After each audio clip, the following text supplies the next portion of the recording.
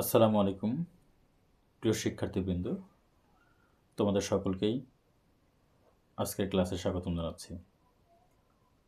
সম্প্রতি ঢাকা বিশ্ববিদ্যালয়ে ভর্তি পরীক্ষায় এই ইউনিটে গণিত থেকে পরাবৃত্ত সম্পর্কিত এই প্রশ্নটি এসেছিল। প্রশ্নে বলা হয়েছে Y square plus 8x minus 2y minus 23 0 পরাবৃত্তের নিয়ামক রেখার সমীকরণ কোনটি? Option A x minus 3 0, option B y minus 3 is equal to 0, option C x minus 5 is equal to 0, option D y minus 5 is equal to 0। আমরা দেখি প্রশ্নটি সমাধান করি। আমাদের এখানে প্রশ্নে বলছে যেটা সেটা আমরা একটু লিখে নেই, y square plus 8x minus 2y minus 23 is equal to 0। এটা পরাবৃত্তের সমীকরণ আমাদের এখানে প্রশ্নে উল্লেখ করেছে। এখন এই পরাবৃত্তের সমীকরণকে আমাদের পরাবৃত্তের প্রমিত আকার যেটা সেই প্রমিত আকারে নিয়ে আসতে হবে, সেই আকারে আমরা নিয়ে আসি। যেহেতু আমাদের ওয়াইটা বামে রাখবো এবং ধ্রুবক পদ আমরা ডান পাশে দিয়ে দেবো, বা এখানে ওয়াই স্কোয়ার মাইনাস কত 2y ইজ ইকুয়াল টু কত মাইনাস 8x প্লাস কত 23, বা এখানে আমরা ওয়াই স্কোয়ার মাইনাস 2y আছে, তাহলে আমরা এখানে Y square minus 2y plus 1 বানাবো, যাতে করে আমরা ওয়াই মাইনাস 1 হোল স্কোয়ার বা এ মাইনাস বি হোল স্কোয়ার যে সূত্র সেই সূত্র আমরা নিয়ে আসতে পারি। তার মানে ওয়াই স্কোয়ার মাইনাস কত এখানে 2y এখানে প্লাস 1 দিলাম, আর এখানে মাইনাস 8x প্লাস কত 23 প্লাস 1 দিলাম। তাহলে কি হবে, এখানে a square minus 2b plus b square সূত্র পড়েছে, তার মানে আমরা লিখতে পারি y minus 1 whole square is equal to কত মাইনাস 8x প্লাস কত 24। ওকে, বা Y minus 1 whole square is equal to কত মাইনাস 8 যদি কমন হয় তাহলে x মাইনাস কত এখানে 3 হয়। আচ্ছা, বা Y minus 1 whole square is equal to কত এখানে 4 ইন্টু মাইনাস 2 ইন্টু কত x মাইনাস 3 নিলাম, তার মানে আমরা এটাকে লিখতে পারি এভাবে, বড় হাতের Y whole square is equal to 4 into A into বড় হাতের এক্স, তার মানে যেখানে ওয়াই ইজ ইকুয়াল টু কত Y minus 1, A is equal to কত মাইনাস 2, আর বড় হাতের X is equal to X minus 3। Okay, এবার আমরা জানি যে Y square equal to 4x এই পরাবৃত্তের নিয়ামক রেখার সমীকরণ সূত্র হলো বড় হাতের এক্স ইজ ইকুয়াল টু কত মাইনাস এ।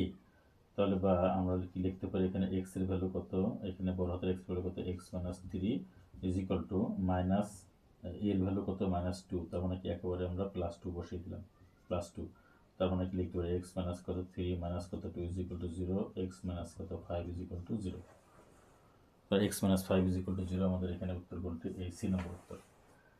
এভাবে কিন্তু আমরা এই সমস্যাটি সমাধান করতে পারি। তবে এখানে আমাদের একটা বিষয় খেয়াল রাখতে হবে, এখানে এই যে Y square equal to 4x একটা পরাবৃত্ত, এই পরাবৃত্তের ক্ষেত্রে আমাদের আরও অন্যান্য যে সূত্রগুলো রয়েছে সেই সূত্রগুলো আমাদের মনে রাখতে হবে। এখানে নিয়ামক রেখার সমীকরণের সূত্র বলা হয়েছে, নিয়ামক রেখার সমীকরণের সূত্র হলো এক্স ইকুয়াল টু কত মাইনাস এ, তাহলে এক্স মাইনাস, তাহলে আমরা এখানে এক্স ইকুয়াল টু মাইনাস এইটা আমরা এখানে প্রয়োগ করে কিন্তু আমরা এই এক্স মাইনাস 5 ইকুয়াল টু 0 এই নিয়ামক রেখার সমীকরণ আমরা বের করলাম। তবে এখানে আরও অন্যান্য বিষয়গুলো থাকতে পারে, এখানে বলতে পারে যে উপকেন্দ্রিক লম্বের সমীকরণ, উপকেন্দ্রিক লম্বের দূরত্ব, এরপরে আমাদের এখানে উপকেন্দ্র বলতে পারে, তারপরে এখানে অক্ষরেখার সমীকরণ বলতে পারে, হ্যাঁ, তারপরে এখানে